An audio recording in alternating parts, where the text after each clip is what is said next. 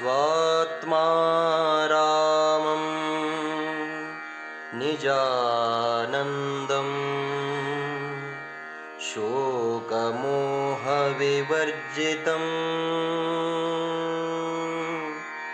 स्मरामि मनसा नित्यं ವೆಂಕಟಾಚಲದೇಶಿಕಂ.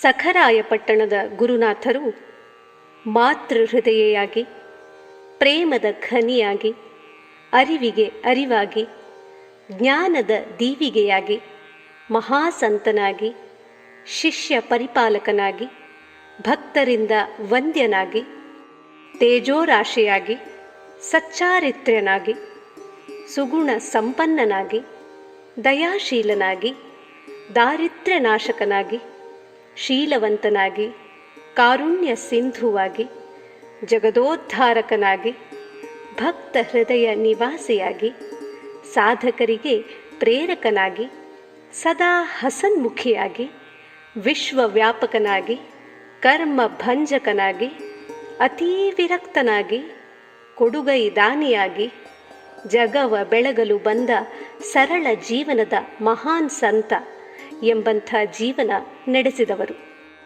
ಇವರು ತನ್ನ ಶಿಷ್ಯಂದರಿಗೆ ಹೇಳಿದ್ದು ಕಡಿಮೆ. ಅವರು ತಮ್ಮ ನಡವಳಿಕೆಯಿಂದಲೇ ಎಲ್ಲವನ್ನೂ ಮಾಡಿ ತೋರಿಸಿ ತಮ್ಮ ಭಕ್ತರನ್ನು ತಿದ್ದುತ್ತಿದ್ದರು. ಆತ್ಮಾನುಭವ ಪಡೆಯುವುದೇ ಮಾನವ ಜನ್ಮದ ಮೂಲೋದ್ದೇಶ. ಯಾವ ವ್ಯಕ್ತಿಯು ತನ್ನ ಸ್ವಾರ್ಥಪರ ಆಲೋಚನೆಗಳನ್ನು ಬದಿಗಿಟ್ಟು ಪರರ ಹಿತಚಿಂತನೆಯನ್ನೇ ಮಾಡುತ್ತಾ ತಾನು ಆನಂದದಲ್ಲಿದ್ದುಕೊಂಡೇ ತನ್ನ ಬಳಿಗೆ ಬರುವ ಜೀವಗಳನ್ನೆಲ್ಲ ಆನಂದದಲ್ಲಿಡಲು ಪ್ರಯತ್ನಿಸುತ್ತಾನೋ ಅಂಥವನನ್ನು ಮಹಾತ್ಮನೆನ್ನುತ್ತಾರೆ. ಇಂತಹ ಮಹಾತ್ಮರು ಧರ್ಮದ ಚೌಕಟ್ಟಿನಡಿಯಲ್ಲಿ ಜೀವನ ಸಾಗಿಸುವ ಜೀವನ ಧರ್ಮವನ್ನು ತಿಳಿಸಿಕೊಡುತ್ತಾರೆ. ಯಾರಾತನಿಗೆ ನಮಿಸುವುದರಿಂದ ಜನ್ಮ ಸಾರ್ಥಕವಾಗುತ್ತದೆಯೋ, ಯಾರಾತನ ಬಳಿ ಸಾರಿದಾಗ ಮನ, ಬುದ್ಧಿ, ಇಂದ್ರಿಯಗಳು ಸಮಾಧಾನ ಪಡೆಯುತ್ತವೆಯೋ, ಯಾರಾತನ ಪಾದ ತೊಳೆದ ಜಲ ಪವಿತ್ರವಾಗುತ್ತದೋ, ಯಾರಾತನನ್ನು ಸ್ಪರ್ಶಿಸಿ ಭೂಮಿ ಧನ್ಯತೆಯನ್ನು ಹೊಂದುತ್ತದೆಯೋ, ಇಂತಹ ಮಹಾತ್ಮನನ್ನು ಆತ್ಮಾನುಭವಿ, ಬ್ರಹ್ಮಾನುಭವಿ, ಪರಮಹಂಸ, ಅವಧೂತ ಎಂದು ಮುಂತಾಗಿ ಕರೆಯುವುದುಂಟು. ಇಂತಹ ವ್ಯಕ್ತಿಯು ಎಂದಿಗೂ ಹಣ, ಕೀರ್ತಿಗೆ ಕವಡೆ ಕಾಸಿನ ಬೆಲೆಯನ್ನೂ ಕೊಡುವುದಿಲ್ಲ.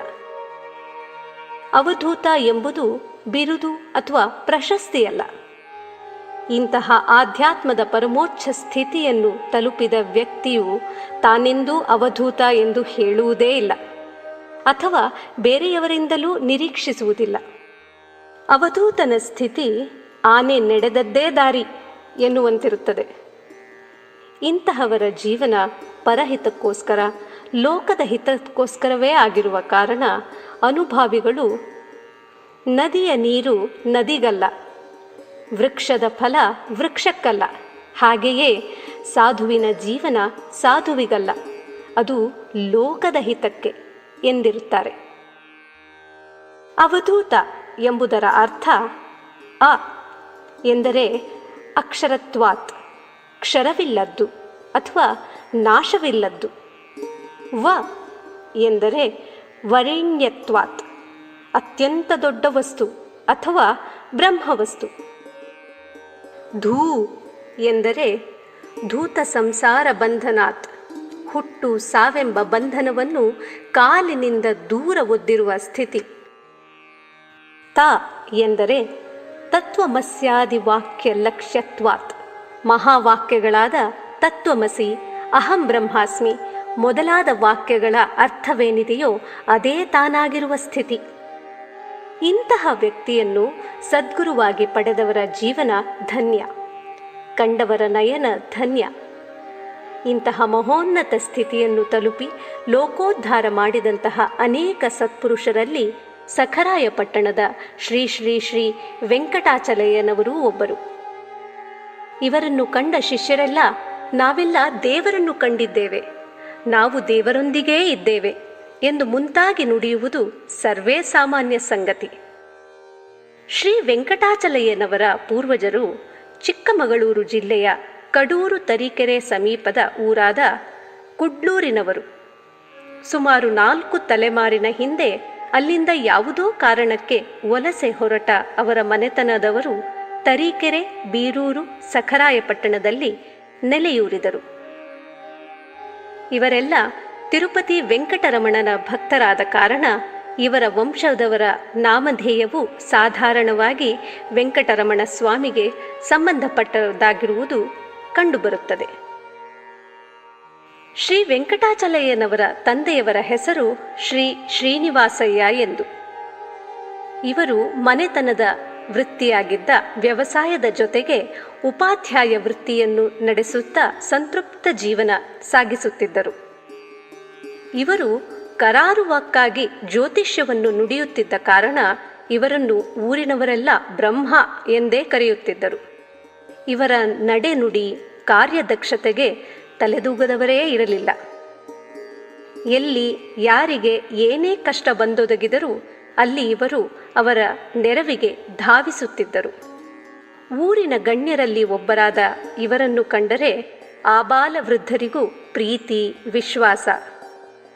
ಇವರು ತಮ್ಮ ಮನೆಯ ಕಟಾಂಜನದಲ್ಲಿ ಕುಳಿತಿದ್ದರೆ ಇವರನ್ನು ಕಂಡವರು ಭಯ ಭಕ್ತಿಯಿಂದ ತಲೆ ತಗ್ಗಿಸಿಕೊಂಡೇ ಆ ಮನೆಯಂಗಳ ದಾಟುತ್ತಿದ್ದರಂತೆ. ಇಂತಹ ಸತ್ಯ ನಿಷ್ಠುರ ವ್ಯಕ್ತಿಗೆ ಘಂಟೆ ವಂಶದವರು ಎಂದು ಹೆಸರುವಾಸಿಯಾಗಿದ್ದ ವಂಶದಲ್ಲಿ ಜನಿಸಿದ್ದ ಸುಲಲಿತೆ, ಸುಗುಣವಂತೆಯಾದ ಹರಿದ್ರಾ ಕುಂಕುಮ ಶೋಭಿತೆ ಶಾರದಮ್ಮನವರನ್ನು ಕೊಟ್ಟು ವಿವಾಹವಾಗಿತ್ತು. ಶಾರದಮ್ಮನವರ ವಂಶಜರು ಮೈಸೂರು ಅರಸರ ಆಡಳಿತಾವಧಿಯಲ್ಲಿ ಉನ್ನತ ಹುದ್ದೆಯಲ್ಲಿದ್ದುದೇ ಅಲ್ಲದೆ ಸಮಯಕ್ಕೆ ತುಂಬ ಬೆಲೆ ಕೊಡುತ್ತಿದ್ದ ಕಾರಣ ಘಂಟೆ ವಂಶ ಎಂಬ ಹೆಸರು ಬಂದಿತ್ತು. ಶ್ರೀ ಶ್ರೀನಿವಾಸಯ್ಯನವರಿಗೆ ಶಾರದಮ್ಮನವರು ಎರಡನೆಯ ಸಂಬಂಧವಾಗಿತ್ತು. ಈಕೆಗೆ ಚಿಕ್ಕಂದಿನಿಂದಲೂ ಗುರು ಹಿರಿಯರಲ್ಲಿ ಅಪಾರ ಭಕ್ತಿ. ಇವರು ತುಳಸಿ ಪೂಜೆ ಮಾಡುವಾಗ ತನ್ಮಯರಾಗಿ ಬಿಡುತ್ತಿದ್ದರು. ಈ ದಂಪತಿಗಳಿಗೆ ಮೊದಲಿಗೆ 3 ಪುತ್ರಿಯರು ಜನಿಸಿದರು. ಪುತ್ರ ಸಂತಾನಕ್ಕಾಗಿ ಶ್ರೀ ವೆಂಕಟರಮಣನಿಗೆ ಮೊರೆ ಹೋಗಿ ಹುಟ್ಟಿದ ಮಗುವಿನ ಚೌಲವನ್ನು ತಿರುಪತಿ ಕ್ಷೇತ್ರದಲ್ಲಿಯೇ ಮಾಡುವುದಾಗಿ ಹರಕೆ ಹೊತ್ತ ಕೆಲ ದಿನಗಳಲ್ಲಿ ಶಾರದಮ್ಮನವರು ಎಂದಿನಂತೆ ತುಳಸಿ ಪೂಜೆ ಮುಗಿಸಿ ಒಳಗೆ ಬಂದಾಗ ಶ್ರೀಮನ್ನಾರಾಯಣನು ತೊಟ್ಟಿಲಿನಲ್ಲಿ ಮಲಗಿದಂತಹ ದೃಶ್ಯ ಗೋಚರವಾಯ್ತಂತೆ. ಇದಾದ ತರುವಾಯ ಆ ಮಹಾಮಾತೆ 1940ನೇ ಇಸವಿಯ ಮಾರ್ಗಶಿರ ಮಾಸದ ಷಷ್ಠಿಯಂದು ಮುದ್ದಾದ ಗಂಡು ಮಗುವಿಗೆ ಜನ್ಮವಿತ್ತರು. ಶ್ರೀ ವೆಂಕಟರಮಣನ ಕೃಪಾಶೀರ್ವಾದದ ಕಾರಣ ಮಗು ಜನಿಸಿದುದಕ್ಕೆ ವೆಂಕಟಾಚಲ ಎಂದು ನಾಮಕರಣ ಮಾಡಿದರು. ಜ್ಯೋತಿಷ್ಯ ಶಾಸ್ತ್ರದಲ್ಲಿ ಪರಿಣಿತಿ ಹೊಂದಿದ್ದ ಶ್ರೀನಿವಾಸಯ್ಯನವರು ಮಗುವಿನ ಜಾತಕವನ್ನು ಗಮನಿಸಿ ಈತನು ಮುಂದೆ ಲೋಕವಿಖ್ಯಾತನಾಗುತ್ತಾನೆಂದು ಮನಗಂಡಿದ್ದರು. ಇವರು ವೆಂಕಟಾಚಲಯ್ಯನವರು ಬಾಲಕನಾಗಿದ್ದಾಗ ಅವರನ್ನು ತಮ್ಮ ತೊಡೆಯ ಮೇಲೆ ಕೂರಿಸಿ ಬಾಲಧ್ರುವನ ಕಥೆಯನ್ನು ಹೇಳುತ್ತಿದ್ದರೆ ಬಾಲಕನು ತಂದೆಯನ್ನು ನಾನೂ ಅವನಂತಹ ನಕ್ಷತ್ರವಾಗಬಹುದೇ ಎಂದು ಪ್ರಶ್ನಿಸಿದ್ದರಂತೆ. ಆಗ ತಂದೆಯು ಮಗನ ತಲೆ ನೇವರಿಸುತ್ತಾ, ಖಂಡಿತ, ನೀನು ಅವನಂತಾದಾಗ ನಿನ್ನನ್ನು ಕಾಣಲು ಎಲ್ಲ ವಿಧದ ವರ್ಗದ ವ್ಯಕ್ತಿಗಳೂ ಬರುತ್ತಾರೆ. ಅವರ್ಯಾರ ಮನವನ್ನೂ ನೋಯಿಸುವ ಕೆಲಸ ನೀನು ಮಾಡಬಾರದು ಎಂದು ನೀತಿ ಮಾತುಗಳನ್ನಾಡುತ್ತಿದ್ದರಂತೆ. ನಿಮ್ಮ ಗುರುನಾಥರು ಕೂಡ ಇಂಥ ಧ್ರುವತಾರೆಯೇ ತಾನೆ. ಗುರುನಾಥರು ಜನಿಸಿದ ನಂತರ ಶ್ರೀನಿವಾಸಯ್ಯ ಶಾರದಮ್ಮ ದಂಪತಿಗಳಿಗೆ 2 ಸ್ತ್ರೀರತ್ನಗಳು ಹಾಗೂ ಮತ್ತೊಬ್ಬ ಪುತ್ರನ ಸಂತಾನ ಭಾಗ್ಯವಾಯಿತು. ಬಾಲ್ಯದಿಂದಲೂ ಶ್ರೀ ವೆಂಕಟಾಚಲಯ್ಯನವರಿಗೆ ಶೃಂಗೇರಿ ಪೀಠದ ಮೇಲೆ ಅತಿಯಾದ ಶ್ರದ್ಧಾ ಭಕ್ತಿ ಇತ್ತು. ಶ್ರೀ ಶೃಂಗೇರಿ ಪೀಠದ ಮಾಣಿಕ್ಯರೆಂದೇ ಹೆಸರಾದ ಶ್ರೀ ಶ್ರೀ ಚಂದ್ರಶೇಖರ ಭಾರತಿ ಮಹಾಸ್ವಾಮಿಗಳು ಸಖರಾಯಪಟ್ಟಣಕ್ಕೆ ಬಂದಿದ್ದಾಗ ಅವರ ಕಾಲಿನಲ್ಲಾಗಿದ್ದ ಅಣಿಯನ್ನು ಹಾಗೂ ಅವರು ಬಳಸುತ್ತಿದ್ದ ಪಾದುಕೆ ಕೊಂಚ ಬಿರುಕು ಬಂದಿದ್ದನ್ನು ಗಮನಿಸಿದ್ದ ಬಾಲಕನು ಎಷ್ಟು ಸೂಕ್ಷ್ಮಗ್ರಾಹಿ ಆಗಿದ್ದನೆಂಬುದು ತೋರುತ್ತದೆ. ಬಾಲಕ ವೆಂಕಟಾಚಲನು ಶ್ರೀ ಶ್ರೀ ಶ್ರೀ ಶಂಕರಲಿಂಗ ಭಗವಾನರನ್ನೊಮ್ಮೆ ಹರಿಹರದಲ್ಲಿ ಕಂಡು ನಮಸ್ಕರಿಸಿದಾಗ ಭಗವಾನರು, ಮುಂದೆ ನೀನು ಬಹುಜನರ ಭಾರ ಹೊರಬೇಕಿದೆ ಎಂದು ನುಡಿದು ಆಶೀರ್ವದಿಸಿದ್ದರಂತೆ. ಹರಕೆಯನ್ನು ತೀರಿಸಲು ಶ್ರೀ ಶ್ರೀನಿವಾಸಯ್ಯನವರು ಅನೇಕ ಬಂಧುಗಳೊಂದಿಗೆ ತಿರುಪತಿಗೆ ತೆರಳಿ ಪುತ್ರನ ಚೌಲಕರ್ಮವನ್ನು ಮುಗಿಸಿ ಹಿಂತಿರುಗಿದ್ದರಲ್ಲದೆ ಅವನ ಗರ್ಭಾಷ್ಟಮದಲ್ಲಿ ಉಪನಯನವನ್ನು ಸಖರಾಯಪಟ್ಟಣದಲ್ಲೇ ವಿಜೃಂಭಣೆಯಿಂದ ಮಾಡಿ ಮುಗಿಸಿದ್ದರು. ಸೂಕ್ಷ್ಮಗ್ರಾಹಿಯಾಗಿದ್ದ ವೆಂಕಟಾಚಲನು ಪ್ರೌಢಶಾಲೆಯ ಶಿಕ್ಷಣವನ್ನು ಸಂಪೂರ್ಣಗೊಳಿಸಿ ಬೆಂಗಳೂರಿನಲ್ಲಿ ಕಾಲೇಜಿನ ಶಿಕ್ಷಣ ಪಡೆಯುತ್ತಿದ್ದಾಗ ತಂದೆಯವರ ಆರೋಗ್ಯ ಹದಗೆಟ್ಟ ಕಾರಣ ಕಾಲೇಜು ವ್ಯಾಸಂಗವನ್ನು ಮೊಟಕುಗೊಳಿಸಿ ತಂದೆಯ ಸೇವೆಗೆಂದು ಊರಿಗೆ ಹಿಂತಿರುಗಿದರಲ್ಲದೆ ಸಂಸಾರದ ಜವಾಬ್ದಾರಿಯನ್ನು ಹೊತ್ತು ಆನಂದದ ಜೀವನ ಸಾಗಿಸುತ್ತಿದ್ದರು. ಇವರು ಮಡಿ ಮೈಲಿಗೆ ಸಂಪ್ರದಾಯವನ್ನು ಪಾಲಿಸುತ್ತಲೇ ಎಲ್ಲರೊಂದಿಗೂ ಪ್ರೀತಿ ವಿಶ್ವಾಸದಿಂದ ಬೆರೆಯುತ್ತಿದ್ದರು. ಚಿಕ್ಕಂದಿನಿಂದಲೇ ಜಾತಿ ಭೇದ ತೊರೆದ ಮನೋಭಾವ ಇವರದ್ದಾಗಿತ್ತು. ಇವರ ಸತ್ಯನಿಷ್ಠುರತೆ, ಕಾರ್ಯದಕ್ಷತೆಯನ್ನು ಕಂಡ ಊರಿನವರೆಲ್ಲ ಗೌರವದಿಂದ ಇವರನ್ನು ಕಾಣುತ್ತಿದ್ದರಲ್ಲದೆ ಯಾವುದೇ ಧರ್ಮ ಕಾರ್ಯ ನಡೆದರೂ ಇವರನ್ನೇ ಮುಂದಾಳುವನ್ನಾಗಿ ಮಾಡುತ್ತಿದ್ದರು. ಇವರು ಸಂಸಾರದ ಭಾರ ಹೊತ್ತುಕೊಂಡೇ ತನ್ನ ಸಾಧನೆಯನ್ನು ಗುಪ್ತವಾಗಿ ಬಲ್ಲಾಳೇಶ್ವರ ದೇವಾಲಯದಲ್ಲಿ ಹಾಗೂ ಮಜ್ಜಿಗೆ ಮಠದ ಸ್ವಾಮೀಜಿಯವರ ವೇದಿಕೆಯ ಬಳಿ ನಡೆಸುತ್ತಿದ್ದರು. ನಂತರದಲ್ಲಿ ತಮ್ಮ ತೀವ್ರ ಸಾಧನೆಯನ್ನು ಬಾಣಾವರದ ಶ್ರೀ ಕೃಷ್ಣ ಯೋಗೀಂದ್ರರ ವೇದಿಕೆಯ ಬಳಿ ಸಾಧಿಸಿದರು. ಇವರಿಗೆ ಸಖರಾಯಪಟ್ಟಣದಲ್ಲಿಯೇ ವಾಸವಿದ್ದ ಸುಸಂಸ್ಕೃತ ಮನೆತನದ ಕನ್ಯೆಯಾದ ಪದ್ಮಾವತಿ ಎಂಬುವರೊಂದಿಗೆ ವಿವಾಹವಾಗಿತ್ತು. ಇಂತಹ ಮಹಾನ್ ದಂಪತಿಗಳಿಗೆ 2 ಪುತ್ರಿಯರು ಹಾಗೂ 1 ಪುತ್ರನ ಸಂತಾನವಾಯಿತು. ಗುರುನಾಥರು ತಮ್ಮ ತಮ್ಮನ ಅಕಾಲ ಮರಣದಂತಹ ಬಿರುಗಾಳಿ ಧಾವಿಸಿದಾಗಲೂ ಎದೆಗುಂದದೆ ಜವಾಬ್ದಾರಿಯುತವಾಗಿ ಸಂಸಾರ ತೂಗಿಸುತ್ತಿದ್ದರು. ಇಂತಹ ಮಹಾತ್ಮನನ್ನು ಕಾಣಲು ಎಲ್ಲ ವರ್ಗದ ಎಲ್ಲ ಜಾತಿಯ ಜನರು ಬರುತ್ತಿದ್ದರಲ್ಲದೆ ಅನೇಕ ಮಹಾನುಭವಿಗಳೂ ಬರುತ್ತಿದ್ದರು. ಇವರು ಪಾಮರರೊಂದಿಗೆ ಪಾಮರರಂತೆ, ಯೋಗಿಗಳೊಂದಿಗೆ ಯೋಗಿಗಳಂತೆ ವರ್ತಿಸುತ್ತಿದ್ದರು. ಇವರು ತಮಗೊದಗಿ ಬಂದ ಕಷ್ಟಗಳಿಗೆ ಯಾವುದೇ ವ್ಯಕ್ತಿಗಳನ್ನು ಹೊರೆ ಮಾಡದೆ ಅದರ ಹಿಂದಿರುತ್ತಿದ್ದ ಕರ್ಮದ ಪರಿ ತಿಳಿಯಲೆತ್ನಿಸುತ್ತಿದ್ದರು.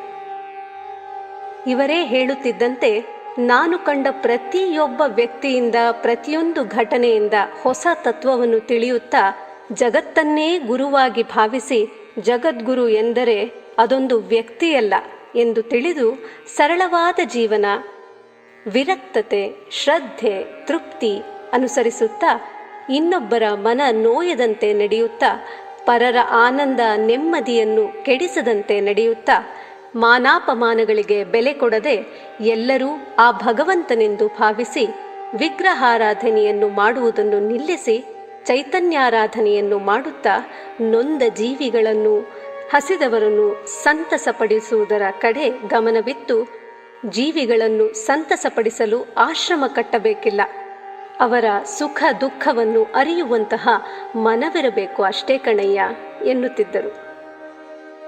ಗುರುನಾಥರನ್ನು ಯಾರಾದರೂ ನಿಮ್ಮ ಆಶ್ರಮ ಎಲ್ಲಿ ಎಂದು ಕೇಳಿದರೆ ನನಗೆ ಆಶ್ರಮ ಬೇಡ ಕಣಯ್ಯ ಎಂದು ಹೇಳುತ್ತಿದ್ದರು. ಜೀವನ ಧರ್ಮ ಕಲ್ಪಿಸುವ ಆ ಗುರು ಸಾನ್ನಿಧ್ಯದಲ್ಲಿ ಶಿಕ್ಷಣ ಪಡೆಯ ಬಯಸುವ ವ್ಯಕ್ತಿಯ ಜೀವನದಲ್ಲಿ ಒದಗಿ ಬಂದಂತಹ ಸನ್ನಿವೇಶಗಳೇ ಪ್ರಶ್ನೆ ಪತ್ರಿಕೆ. ಆ ವ್ಯಕ್ತಿ ಆ ಸನ್ನಿವೇಶವನ್ನು ಬಳಸಿಕೊಂಡ ಪರಿಯೇ ಉತ್ತರ. ಅದಕ್ಕೆ ತಕ್ಕಂತಹ ಅಂಕಗಳೆಂಬ ಮಾರ್ಗದರ್ಶನ ಗುರುನಾಥರಿಂದ ದೊರೆಯುತ್ತಿತ್ತು. ಆ ಗುರುಕುಲದಲ್ಲಿ ಬಡವ ಬಲ್ಲಿದ, ಜ್ಞಾನಿ ಅಜ್ಞಾನಿ, ಸ್ವಾರ್ಥ ಪರ, ಗಂಡು ಹೆಣ್ಣು, ಸ್ವಜಾತಿ ಪರಜಾತಿ ಎಂಬ ಭೇದ ಭಾವಗಳೇ ಇರುತ್ತಿರಲಿಲ್ಲ. ಅಲ್ಲಿ ಯಾವ ವ್ಯಕ್ತಿಯ ಪ್ರಭಾವವೂ ನಡೆಯುತ್ತಿರಲಿಲ್ಲ. ಗುರುನಾಥರು ಯಾವ ಮಠ, ಆಶ್ರಮ, ಪೀಠಗಳನ್ನು ಸ್ಥಾಪಿಸದಿದ್ದರೂ ಆಧ್ಯಾತ್ಮ ಲೋಕದ ಅನಭಿಷಿಕ್ತ ದೊರೆಯಾಗಿದ್ದರು ಎಂಬುದನ್ನು ಎಲ್ಲರೂ ಒಪ್ಪಲೇಬೇಕು. ಗುರುನಾಥರ ಒಂದೇ ವಾಕ್ಯ ನೆರೆದಿದ್ದ ಅನೇಕ ಭಕ್ತರ ಅನೇಕ ಪ್ರಶ್ನೆಗಳಿಗೆ ಉತ್ತರವಾಗಿರುತ್ತಿತ್ತು.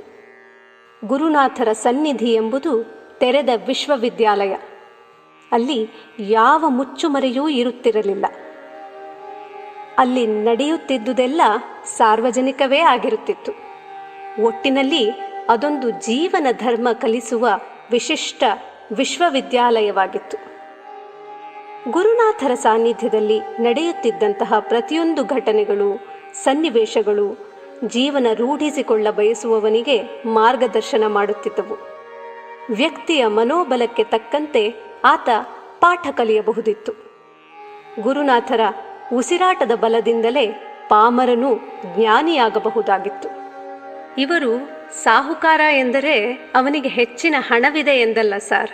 ಯಾರಿಗೆ ಯಾವಾಗ ಯಾವುದರ ಅವಶ್ಯಕತೆ ಇದೆಯೋ ಅದನ್ನು ಒದಗಿಸುವಾತ ಎಂದು ತಿಳಿಯಬೇಕು. ಅಂದರೆ ಆ ಭಗವಂತನೊಬ್ಬನೇ ನಿಜವಾದ ಸಾಹುಕಾರ. ಉಳಿದವರೆಲ್ಲ ಯಾಚಕರೆಂದಾಯಿತು ಅಲ್ಲವೇ? ಅವನ ದೃಷ್ಟಿಯಲ್ಲಿ ಯಾವುದರ ವಿಶೇಷತೆ ಏನೆಂದು, ಯಾವುದನ್ನು ಏತಕ್ಕೋಸ್ಕರ ಸೃಷ್ಟಿಸಿರುವನೆಂದು ಅವನೊಬ್ಬನೇ ಬಲ್ಲ. ಹೂವಿನಲ್ಲಿ ಅಂದವನ್ನು, ಕಬ್ಬಿನಲ್ಲಿ ಸಿಹಿಯನ್ನು, ಕಣ್ಣಿನಲ್ಲಿ ಮೋಹವನ್ನು ತುಂಬಿರುವ ಅವನಿಗೆ ಕಲ್ಲು ಮಣ್ಣು ಏತಕ್ಕಿದೆ ಎಂಬುದೂ ತಿಳಿದಿದೆಯಲ್ಲವೇ?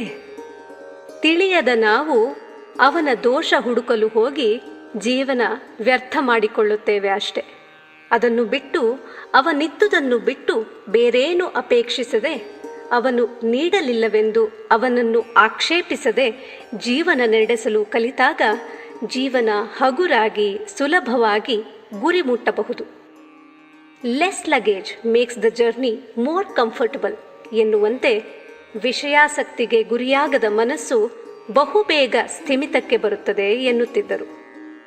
ಗುರುನಾಥರು ಎಲ್ಲರಿಗೂ, ನೋಡ್ರಯ್ಯ, ನಾನು ಹೇಳಿದೆನೆಂದು ನೀವು ಪಾಲಿಸಿದ್ದಲ್ಲಿ ನಿಮಗೇನೂ ಸಿಗಲ್ಲ, ಆದರೆ ಅದರಲ್ಲಿನ ಸತ್ಯಾಸತ್ಯತೆಯ ಅರಿವು ಮೂಡಿದಾಗ ಆನಂದ ಸಿಗುತ್ತದೆ ಎನ್ನುತ್ತಿದ್ದರು. ಓಂ ಶ್ರೀ ಗುರುನಾಥಾಯ